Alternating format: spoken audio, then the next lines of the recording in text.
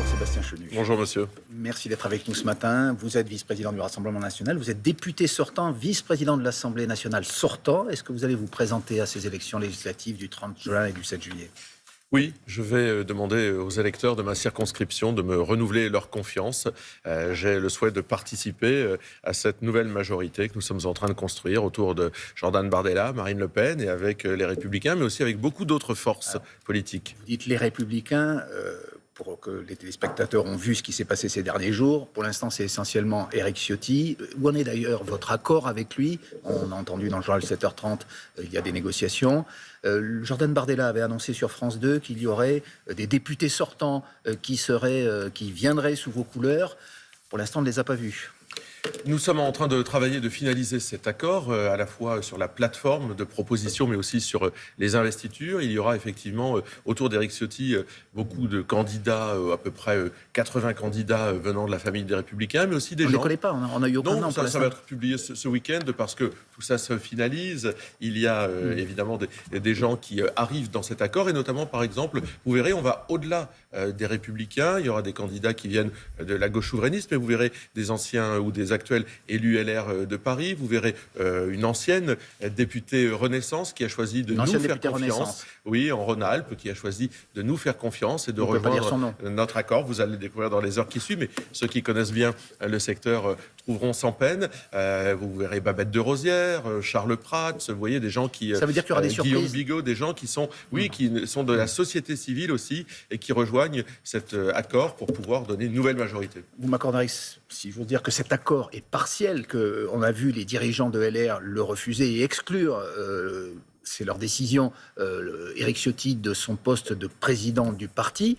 Comment vous expliquez qu'il y ait, alors que la gauche, elle, s'est mise d'accord sans susciter beaucoup d'indignation, y compris François Hollande a approuvé cet accord, que finalement vous restiez pour une grande partie des dirigeants de la droite infréquentable, malgré le fait que vous puissiez arriver au pouvoir dans quelques jours. Ce qui est étrange, c'est que les mêmes républicains qui aujourd'hui contestent Éric Ciotti n'ont rien dit lorsque Rachida Dati, Bruno Le Maire, Gérald Darmanin sont partis chez Emmanuel Macron. Selon vous, pourquoi aujourd'hui, mais parce que, en fait, eux, leur souhait à ceux qui contestent l'accord d'Éric Ciotti, c'est pas de changer les choses, c'est de rester assis sur leur siège et de conserver leur siège.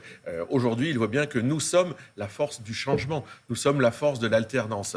Et aujourd'hui, ils voient bien qu'ils ne sont pas dans cette élan, dans cette dynamique. Donc, ils essayent de le bloquer. Mais est-ce qu'il n'y a pas encore un barrage, un blocage par rapport à l'alliance avec un parti qui reste catalogué à l'extrême droite? Mais je crois que ce sont les électeurs qui choisissent. Ce sont eux qui ont fait sauter tous les barrages, tous les plafonds. Et Éric Ciotti a terminé, j'allais dire, de couper ce cordon sanitaire ridicule qui avait isolé le Rassemblement national. Mais les Français nous ont largement placés en tête, et Jordan Bardella, lors des élections européennes, et considèrent que nous sommes la force d'alternance. C'est l'après-Macron qui se dessine. Nous sommes dans le premier jour de l'après-Macron. La gauche, elle, s'est mise d'accord dans son ensemble, sans exclusion, sans, disons, le psychodrame qu'on a connu ces derniers jours. Est-ce que c'est un danger pour vous, cette gauche unie, qui pourrait finalement être votre principal concurrent dans cette élection? C'est l'accord de la honte, sincèrement, quand on voit que Jean-Luc Mélenchon a sifflé et qu'ils ont tous rappliqué, alors que pendant des semaines, ils nous ont dit on ne fera plus rien avec Jean-Luc Mélenchon.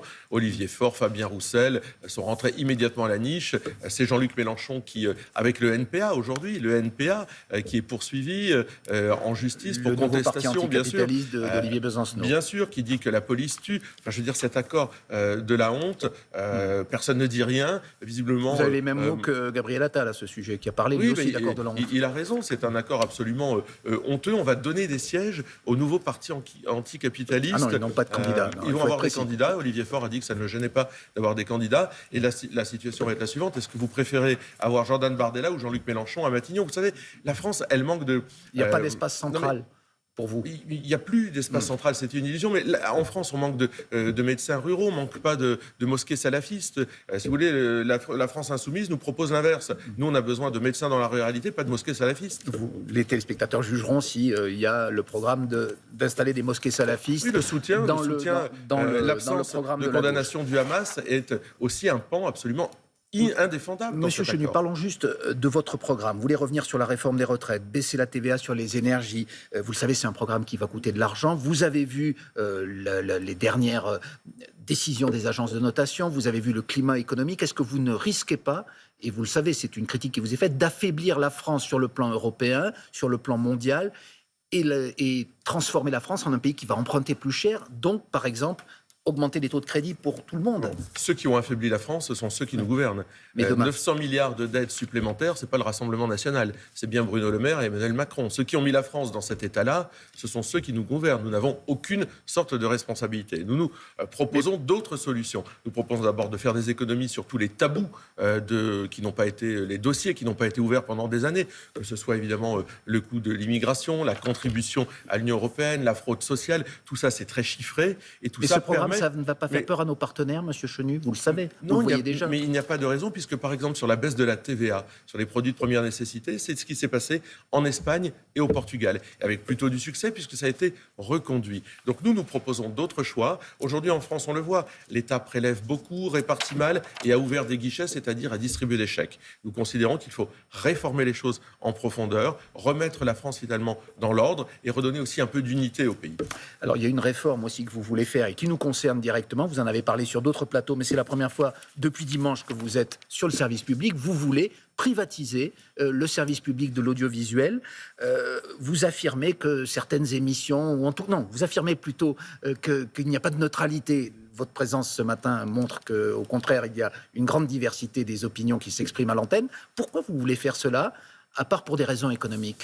Non, nous considérons que c'est 3,5 milliards le service public de l'audiovisuel. Il faut que les Français sachent, avec leurs impôts, c'est 3,5 milliards qui est consacré au service public de l'audiovisuel. On veut garder une partie dans le giron public, notamment l'audiovisuel extérieur, la voix de la France dans le monde. Pour le reste, on veut donner un peu de liberté, oxygéner un peu ce service public qui, sincèrement... Il n'y a pas de liberté sur le service public, dans certaines grandes émissions de radio, dans certaines grandes stations de radio, on a quand même le sentiment, au-delà de la comptabilité du temps de parole, qu'il y a une espèce d'idées générales partagées qui penchent globalement vers la gauche, l'extrême gauche. Grosso modo, à France Inter, vous avez Guillaume Meurice qui va être candidat peut-être de la LFI, qui fait campagne matin, midi et soir. Il a été licencié, il a été licencié il y a quelques jours. Peut-on privatiser tout un groupe d'audiovisuel public pour... Non, mais au-delà de ça, il faut éloigner le service public du pouvoir. C'est-à-dire que ce n'est pas aux dirigeants politiques aujourd'hui, à l'heure d'Internet, de savoir, de nommer les dirigeants d'un service de l'audiovisuel. Sincèrement, je veux dire, il faut être aussi mais est-ce que ça ne garantit pas son indépendance, notamment face aux lobbies économiques, face aux lobbies économiques, avec des enquêtes qui ne sont pas faites sur les chaînes privées? Mais justement, on a bien vu qu'il n'y a pas beaucoup d'indépendance politique, intellectuelle dans certaines maisons du service public. N'ayons pas de tabou. Là encore, c'est comme sur les dépenses. Regardons le monde tel qu'il est. Une dernière question, Monsieur Chenu. Vous voyez qu'il y a des manifestations d'ores et déjà contre l'hypothèse de votre venue au pouvoir. Il y en aura ce week-end, notamment à Paris. Est-ce que vous ne craignez pas, et que ça peut aussi effrayer les électeurs, du désordre le jour, si ça devait arriver, où vous prendrez les clés du pouvoir avec beaucoup de manifestations dans le pays? Non, c'est toujours curieux de contester des élections, et encore plus lorsque les électeurs n'ont pas choisi. Nous, on est pour la liberté et aussi pour le respect du choix des électeurs. Je pense que les Français vont s'exprimer. Ils ont déjà dit quelque chose dimanche dernier. Le choix, c'est entre Mélenchon et Bardella à Matignon. Eh bien, il faut respecter le choix des Français. C'est ça, la démocratie. Et pas aller manifester, alors? Mais chacun a le droit de manifester dans le pays. Mais une fois que les élections sont passées, on respecte le choix des Français. Merci Sébastien Chenu, vice-président du Rassemblement national et donc candidat à sa succession comme député. Merci beaucoup Sébastien Chenu, qui annonce par ailleurs 80 candidats venant de la famille des Républicains et au-delà. Il cite des candidats de la gauche souverainiste, une ancienne députée Renaissance en Rhône-Alpes, un élu LR parisien ou encore Babette de Rosière. Et il affirme par ailleurs qu'Éric Ciotti a terminé de couper le cordon sanitaire ridicule qui isolait le Rassemblement national. Voilà pour quelques-unes des déclarations de Sébastien Chenu ce matin.